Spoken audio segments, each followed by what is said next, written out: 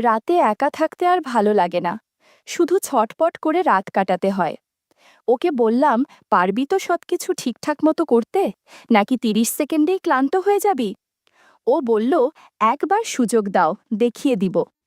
এদিন যা হলো তা কোনো দিন ভুলব না। আমার নাম রিয়া। ২৮ বছর বয়সে আমার বিয়ে হয়েছে। আজ প্রায় ১ বছর হলো। আমার স্বামী কাজে বেশিদিন বাইরেই থাকে, বাড়িতে আসার সেরকম টাইম পায় না। গাছের বাতাবলেবুর ওজন কম করে হলেও ৪ কেজির মতো হবে। আমি দেখতে বেশ সুন্দরী। আমার চলাফেরা যে কারোর মন কাড়ে। কাল আমার ভাগ্নের দাদার বিয়ে, তাই আমি একদিন আগেই সেখানে যাচ্ছি।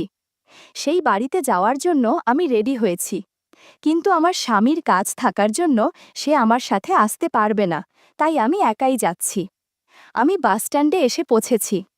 আমি আমার ভারী ব্যাগটা নিয়ে বাস থেকে নামলাম, আর মনে পড়ল আমি ছাতা আনতে ভুলে গেছি। এদিকে ঝুম বৃষ্টি শুরু হয়েছে। কিছুক্ষণের মধ্যেই আমি পুরো ভিজে একাকার। ভেজা জামাকাপড় ত্বকের সাথে লেগে আছে। চারিদিকে তাকিয়ে দেখি কোনো দোকান খোলা নেই আর একটা লোকও নেই। তারপর আবার ভাগ্নেও এখনো আসেনি আমাকে নিতে। তাই একটা ছোট বন্ধ দোকানের সামনে গিয়ে দাঁড়ালাম আর অপেক্ষা করতে লাগলাম ভাগ্নের। কিছুক্ষণ পর দেখলাম বৃষ্টিতে ভিজতে ভিজতে ভাগ্নে আসছে। ভাগ্নেও বাড়ি থেকে বেরোনোর সময় ছাতা নিতে ভুলে গেছে। ও এসে আমার পাশে দাঁড়ালো আর চোখে আমাকে দেখতে শুরু করলো। বৃষ্টির কারণে অনেক কিছু বোঝা যাচ্ছিল। আমি বললাম, কি যে করি, আমি ছাতা আনতে ভুলে গেছি। এখন দেখছি যে তুইও তো ছাতা আনিসনি। ভাগ্নে বলল, হ্যাঁ, আমিও তাড়াতাড়ি বেরোতে গিয়ে ছাতা আনতে ভুলে গেছি। কোনো ব্যাপার না মামি, আমি আছি তো, ভয় পেও না। বিকেলবেলা বৃষ্টিটা যখন থেমে গেল, তখন আমরা দুজন বিয়ে বাড়িতে চলে আসলাম। বাড়িতে আসার পর আমি আমার কাপড় বদলে নিলাম আর ভালো একটা লালা রঙের শাড়ির সাথে হাতা ব্লাউজ পরে নিলাম। বাড়িতে সবার সাথে কথাবার্তা বলছিলাম, আর তার মাঝে দেখি ভাগ্নে আমায় দেখছে দোতলা থেকে আর হাসছে। এমন সময় আমার বৌদি বলল, রিয়া, তুমি একটু দোতলায় গিয়ে রান্নাঘর থেকে দুটো প্লেট এনে দিবে? আমি বললাম, হ্যাঁ বৌদি, কোনো ব্যাপার না, আমি এক্ষুনি যাচ্ছি। আমি দোতলায় গেলাম আর দেখলাম ভাগ্নে সিঁড়ির কাছে দাঁড়িয়ে আছে। ওকে জিজ্ঞেস করলাম, রান্নাঘরটা কোন দিকে? ভাগ্নে বলল, সামনে গিয়ে ৩ নম্বর ঘরটাই রান্নাঘর। দোতলায় কেউ ছিল না, সবাই নিচে কাজে ব্যস্ত। আমি সেদিকে যেতে শুরু করলাম, আর আমার পেছন পেছন ভাগ্নেও আসছিল। ঘরের সামনে গিয়ে দেখি এটা কারো বেডরুম। পেছনে তাকাতেই দেখি ভাগ্নে আমার সামনে। ও আমার হাত ধরে ঘরের ভেতরে নিয়ে ঘরের দরজাটা লাগিয়ে দিল। আমি বললাম, এ কি করছো? ভাগ্নে বলল, আমি জানি মামা, তোমায় মোটেও ভালোবাসে না, তোমাকে সময় দেয় না, সব সময় কাজে ব্যস্ত থাকে। তুমি আর কত রাত একা ছটপট করবে? আমি বললাম, কি বলতে চাইছো তুমি? ভাগ্নে বলল, আমি তোমার সেবা করতে চাই, যা মামা করে না। ওর কথাগুলো শুনে আমি অস্বস্তিতে পড়ে গেলাম। ওকে বললাম, তাহলে তোকে পরীক্ষা দিতে হবে। আমার আবার এইটুকু কোনো কিছু ভালো লাগে না। ভাগ্নে বলল, তুমি যা বলবে আমি তাই করব। আমি বললাম, কিন্তু এখন ঠিক টাইম না এগুলো করার। সবাই বাড়িতে আছে, কেউ দেখে ফেললে মুশকিল হয়ে যাবে। ভাগ্নে বলল, কেউ আসবে না ওপরে, সবাই নিচে কাজে ব্যস্ত। আমি বললাম, আমি যদি রান্নাঘর থেকে প্লেটগুলো না নিয়ে যাই, তাহলে বৌদি উপরে চলে আসবে। ভাগ্নে বলল, আমাদেরকে কেউ দেখতে পাবে না, আমি দরজা বন্ধ করে দিয়েছি। বলার সাথে সাথেই ভাগ্নে দুটো তবলা বাজাতে শুরু করল। আমি যেন ওকে বাধা দিতে পারছি না। আমিও সাহস করে গিটার হাতে নিয়ে বাজাতে শুরু করলাম। অনেক ভালো লাগছিল আমার, অনেক বছর পর আনন্দ করছি। কিছুক্ষণ পর আমাকে মেঝেতে বসিয়ে দিল। আমি বললাম, মেঝেতে পিঠে ব্যথা লাগে, বিছানায় চলো। ও বলল, না মামি, বিছানায় অনেক শব্দ হয়, মেঝেতে বসলে শব্দ হবে না। আমি মেঝেতেই বসলাম, আর জাগনে জাদুর লাথি দিয়ে আমাকে আশীর্বাদ করল। এই বয়সে বেশ ভালো আশীর্বাদ করে পারো। আস্তে মামি, বেশি জোরে চিৎকার করো না, না হলে অমঙ্গল হবে। কিছুক্ষণ এরকম চলার পর ভাগ্নে আশীর্বাদ প্রসাদ খাইয়ে দিল। আমি আশীর্বাদের প্রসাদ খেয়ে একটু বিশ্রাম নিচ্ছি। ভাগ্নে বলল, এখন কি সুস্থ লাগছে মামি? আমি বললাম, কত বছর পর যে সুস্থ লাগছে তোমাকে বোঝাতে পারবো না। এরপর আমি সবকিছু ঠিক করে নিলাম আর ঘর থেকে বেরিয়ে চলে গেলাম। তারপর রান্নাঘর থেকে প্লেটগুলো নিয়ে বৌদির কাছে যেতেই বৌদি বলল, এত সময় লাগে নাকি প্লেট আনতে? আমি বললাম, না মানে আমি রান্নাঘর খুঁজে পাচ্ছিলাম না, তাই দেরি হলো।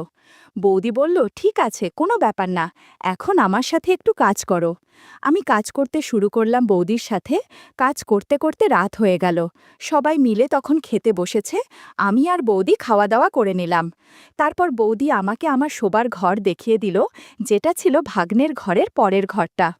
ঘরটি বেশ ছোট ছিল। দেখলাম ঘরে একটি সিঙ্গেল বেড, আলমারি আর একটি ড্রেসিং টেবিল আছে। শোবার সময় আমি কাপড় বদল করলাম না, কারণ বাকি কাপড়গুলো বৃষ্টিতে এখনও ভেজা ছিল। এমন সময় দেখি ভাগ্নে এলো আমার ঘরে। এসেই চারিদিক আর ঘরের বাইরেটা দেখল। কাউকে যখন দেখতে পেল না, তখন বলল, গুড নাইট মেরি জান। আমিও একটু হেসে বললাম, ইস, খুব দুষ্টু হয়েছ, হ্যাঁ, এবার ঘুমাতে যাও, কাল তোমাকে আমার ডিউটি করতে হবে। গুড নাইট বলার পরে ভাগ্নে চলে গেল। ভাগ্নে আর ওর দাদা একই ঘরে ঘুমাতো। ঘরের দরজাটা বন্ধ করার সময় দেখলাম দরজার ছিটকিনিটা ঠিকঠাক লাগছে না, তাই আমি দরজাটা শুধু চাপিয়ে রেখে শুয়ে পড়লাম। রাতেও বেশ ভালো বৃষ্টি হচ্ছিল, কিন্তু মেঘ ডাকছিল না, তাই আমি একটি চাদর নিয়ে নিলাম আর কিছুক্ষণের মধ্যেই ঘুমিয়ে গেলাম। প্রায় মাঝরাত 2টোর সময় আমার ঘুম ভাঙল মেঘের ডাক শুনে। দেখলাম যে বাড়িতে লাইট নেই বৃষ্টির কারণে। তারপর আর আমার ঘুম পাচ্ছিল না, তাই এক সাইড হয়ে ঘুরে শুয়ে থাকলাম আর ঘুম আনার চেষ্টা করছিলাম। কিছুক্ষণ পর বুঝতে পারি কেউ আমার ঘরের দরজাটা খুলে ভেতরে এলো। বুঝতে পারলাম এটা আমার ভাগ্নে ছাড়া আর কেউ না, তাই আমি ঘুমিয়ে আছি সেরকম নাটক করতে লাগলাম। ভাগ্নে এসে আস্তে করে আমার পাশে শুয়ে পড়ল। আমি আর চুপ থাকতে পারছিলাম না, মুখ থেকে বেরিয়ে গেল, আস্তে ভাগ্নে আস্তে।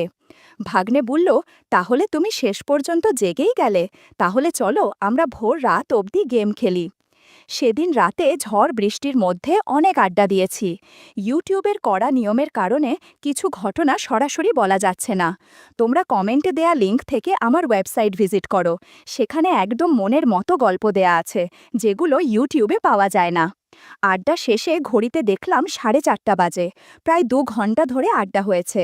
ভাগ্নে ধীরে ধীরে ঘর থেকে বেরিয়ে গেল, আর আমি নতুন একটা ম্যাক্সি পরে ঘুমিয়ে পড়লাম। পরের দিন সকালে ঘুম থেকে প্রায় 9টার দিকে ওঠার পর আমি আমার বেড ঠিক করে ঘরের বাইরে সিঁড়ির কাছে দাঁড়ালাম। দেখলাম বাড়ির সব লোকজনেরা বিয়ের কাজে ব্যস্ত।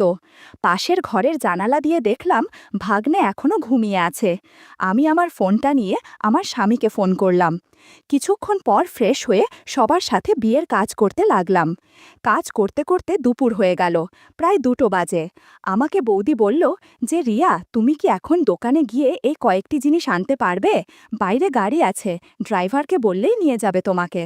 আমি বললাম, বৌদি, আমার তো চেনা জানা নেই তোমাদের এলাকা। বৌদি বলল, ঠিক আছে, কোনো ব্যাপার না, আমি ড্রাইভারকে জিজ্ঞেস করে জিনিসগুলো নিয়ে আসছি। ভাগ্নে দূর থেকে আমাদের কথা শুনছিল। ও আমাদের কাছে এসে বৌদিকে বলল, মামিকে একা একা কেন পাঠাচ্ছ? বৌদি বলল, একা একা কোথায়, ড্রাইভার যাচ্ছে তো রিয়ার সাথে। ভাগ্নে বলল, আমার মানে বাড়ির কোনো চেনা জানা লোকের সাথে পাঠাও। বৌদি বলল, হ্যাঁ, ঠিক বলেছিস তো, তাহলে আমি কাকে পাঠাই এখন? ভাগ্নে বলল, আমি মামিকে নিয়ে যাই দোকানে। বৌদি বলল, ঠিক আছে, কিন্তু দেখে শুনে যাস। তখন আমি আর ভাগ্নে গাড়িতে বসলাম। ভাগ্নে গাড়ি চালানোর জন্য ড্রাইভিং সিটে বসল, আর আমি গাড়ির সামনের সিটে বসলাম। কিছু দূর যেতেই ফাঁকা সোজা রাস্তা আসলো। গাড়ি চালাতে চালাতে বলল, মামি, তুমি তো সকালে কিছুই খাওনি, আমার কাছে কলা আছে, খাবে নাকি? আমি উত্তর না দিয়ে জিজ্ঞাসা করলাম, তুইও তো সকালে কিছু খাসনি, ডালিম খাবি নাকি? আমার কাছে 2টো ডালিম আছে। ভাগ্নে বলল, যাক, ভালোই হলো, তুমি কলা খাও আর আমি ডালিম খেয়ে সকালে নাস্তা করি। গাড়ি চালাতে চালাতে ভাগ্নে ডালিম নিয়ে খেতে শুরু করলো। খেতে খেতে গাড়ি চালানোর কারণে ব্যালেন্স ঠিক রাখা যাচ্ছিল না। আমি বললাম, ভালো করে গাড়ি চালা। ভাগ্নে বলল, কিছু হবে না মামি, চিন্তা করো না। কিছুক্ষণ পর ভাগ্নের মাথায় বুদ্ধি এলো। ও গাড়িটা সোজা রাস্তা থেকে একটা মাটির রাস্তা দিয়ে এক ঝোপঝাড়ের পেছনে দাঁড় করল। বলল, এখানে বসে আগে খেয়ে নেই। কিছুক্ষণ ডালিম খাওয়ার পর বলল, এবার আমাকে গাড়ি চালাতে দাও, আর তর সইছে না আমার। আমি শাড়ি একপাশে রেখে ভালো করে বসলাম। তারপর ভাগ্নে গাড়ি চালাতে শুরু করল। সে কি গতি বন্ধুরা, আমার অনেক ভয় হচ্ছিল। আমি শুধু বলছিলাম, ভাগ্নে আস্তে আস্তে। ভাগ্নে বলল, আমি অনেক দক্ষ ড্রাইভার, অনেক জোরে গাড়ি চালানোর কারণে গাড়ি অনেক নড়ছিল, মনে হচ্ছিল ভূমিকম্প হচ্ছে। ৩০ মিনিট পর ভাগ্নে থামল। এদিকে আমার কেমন যেন লাগছিল, মনে হচ্ছে ব্যথা পেয়েছি। এরপর আমরা সোজা বাজারে থেকে বৌদির বলা জিনিসপত্র নিয়ে বাড়ি চলে আসলাম। বাড়িতে আসতে আসতে সন্ধে হয়ে গেল, আর বৌদি বলল, এত সময় লাগে নাকি রিয়া? তোমাকে আমি তাড়াতাড়ি আনতে বলেছিলাম জিনিসগুলো। আমি বললাম, আর বলো না বৌদি, আসার সময় গাড়িটা চালু হচ্ছিল না, তাই দেরি হয়ে গেল। বৌদি বলল, ঠিক আছে, এখন আমাকে এখানে একটু কাজে সাহায্য করো। কাজ করতে করতে রাত হয়ে গেল, তাই আমি আমার ঘরে গেলাম আরাম করতে। তখন বৌদি এসে আমায় বলল, তাড়াতাড়ি তৈরি হয়ে যাও, আমাদের বরযাত্রী যেতে হবে। আমি তৈরি হয়ে বরযাত্রীর বাসে উঠে পড়লাম। গত ৩ দিনে অনেক কিছু হয়েছে, কিন্তু আমার মন খারাপ হচ্ছে এই ভেবে আজ আমাকে চলে যেতে হবে।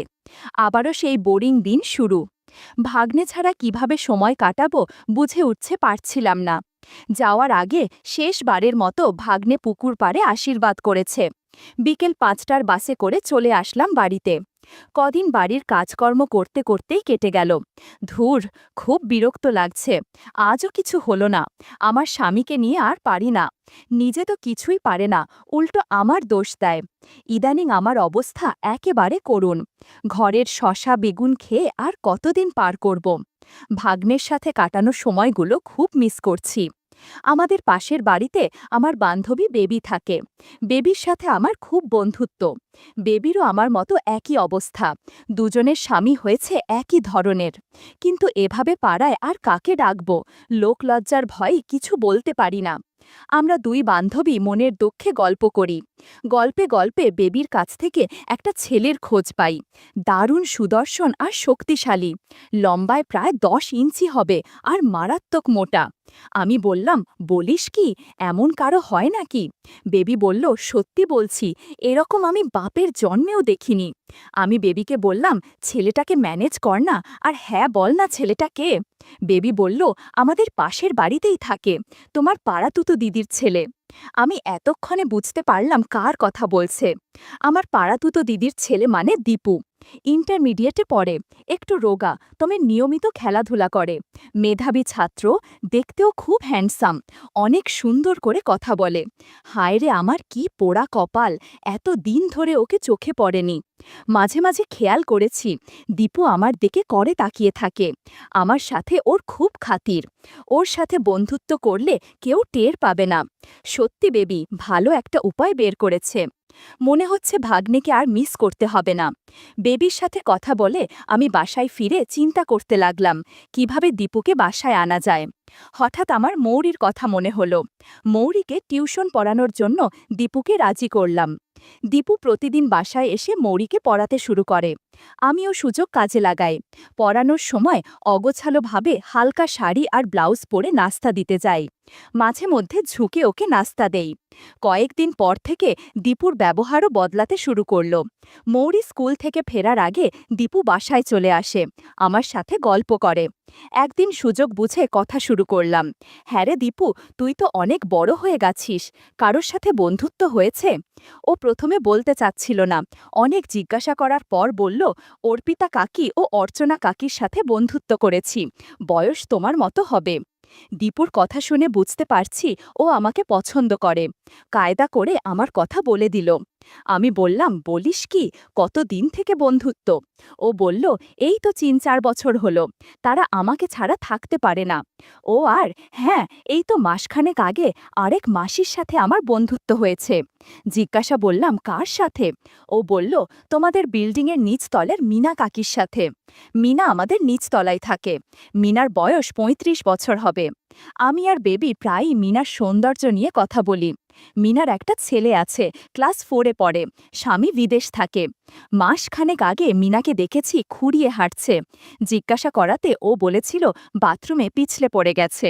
আমার এখন সন্দেহ হচ্ছে সত্যি বাথরুমে আছাড় খেয়েছে নাকি অন্য কিছু। দীপুকে জিজ্ঞাসা করলাম, তোর আর মিনার বন্ধুত্ব কতটা গভীর হয়েছে? দীপু মুচকি হেসে বলল, অনেক গভীর গো মাসি, তুমি ভাবতেও পারবে না, তোমার থেকেও অনেক ফ্রি, আমাকে সব কথা বলে।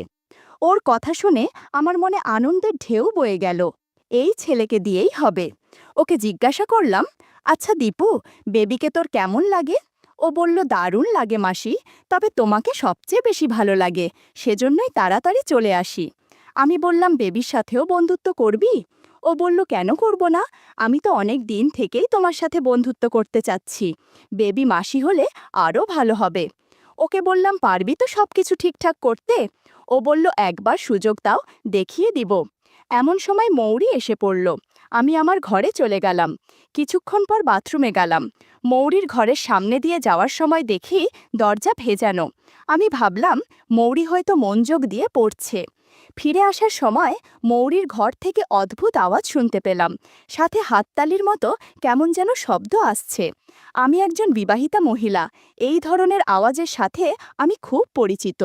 আস্তে আস্তে ভেজানো দরজা একটু ফাঁকা করতেই আমার চোখ কপালে উঠে গেল।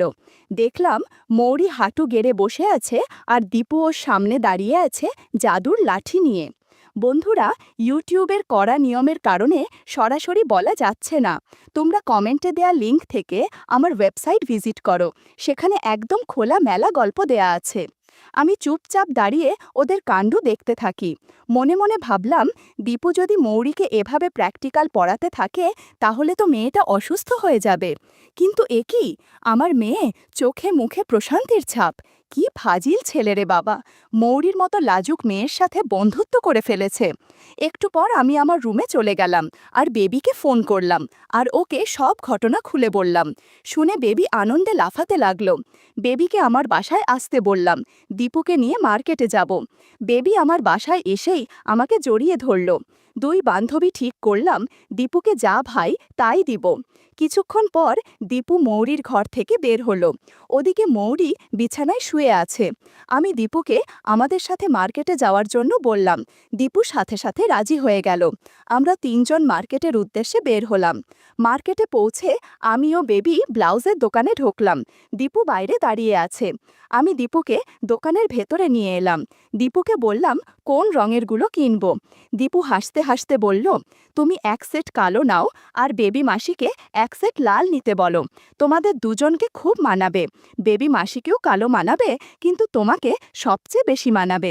আমিও হাসতে হাসতে বললাম, ঠিক আছে, তোর ইচ্ছাই থাক। ঘণ্টাখানেক কেনাকাটা করে আমরা বাসায় ফিরে আসি।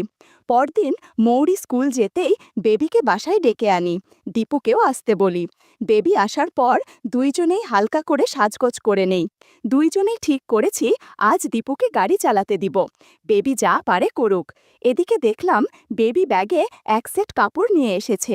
বাসায় বলে এসেছে সিনেমা দেখতে যাবে। একটু পর আমরা চুল কেটে ক্লিন হয়ে থাকলাম। একটু পর কলিং বেল বাজতেই দরজা খুলে দেখি দীপু হাজির। দরজা বন্ধ করে দীপুকে ঘরে আসতে বললাম। দীপু 6টা বিদেশি বেলুনের প্যাকেট সাথে নিয়ে এসেছে। আমি বললাম, কি রে, এসব আনলি কেন? দীপু বলল, এগুলো ছাড়া সমস্যা হবে। আমি বললাম, না, এগুলো দিয়ে কিছুই হবে না, তুই চিন্তা করিস না, আমরা ওষুধ খেয়ে নিব। এরপর দীপু আর কথা বাড়ালো না। প্রথমে বেবির কাছে গিয়ে তবলা বাজাতে শুরু করলো। এদিকে আমি তৈরি হচ্ছিলাম কখন আমাকে শেখাবে। 1 ঘন্টা বেবিকে গান শেখানোর পর বলল, একবার তুমি রেডি হও। সেদিন সারা বাড়িতে শুধু আমাদের চেঁচামেচির শব্দই শোনা যাচ্ছিল। দীপুর কারণে আমি ভাগ্নের কথা একদম ভুলে গেছি। দেখতে দেখতে দুপুর 1টা বেজে গেছে। ওদিকে আবার মৌরির স্কুল ছুটি হয়ে যাবে। আমি আর বেবি কোনোভাবেই দাঁড়াতে পারছিলাম না। তবুও দীপুর সাপোর্টে উঠে দাঁড়ালাম। এরপর দীপু বাথরুমে চলে গেল। আমি ঘর গোছাতে শুরু করলাম। একটু পর দীপু এসে বলল, কি ব্যাপার, আজকের মতো এ পর্যন্তই নাকি? বেবি বলল, না বাবা, আমি আর নেই, আমি এখন বাসায় যাব। দীপু, তুই আমাকে বাসায় পৌঁছে দিয়ে আয়। এরপর বেবি নতুন এক সেট জামাকাপড় পরে দীপুর সাথে বাড়ির পথে হাঁটা দিল। আর আমি স্নান সেরে রান্নাঘরে চলে গেলাম হাঁড়িতে ভাত বসাতে। চুলোয় আগুন জ্বলছে আর আমি ভাবছি, এখন জীবনে আর কোনো আফসোস নেই। যখন ইচ্ছে হবে দীপুকে বাড়িতে আসতে বলবো।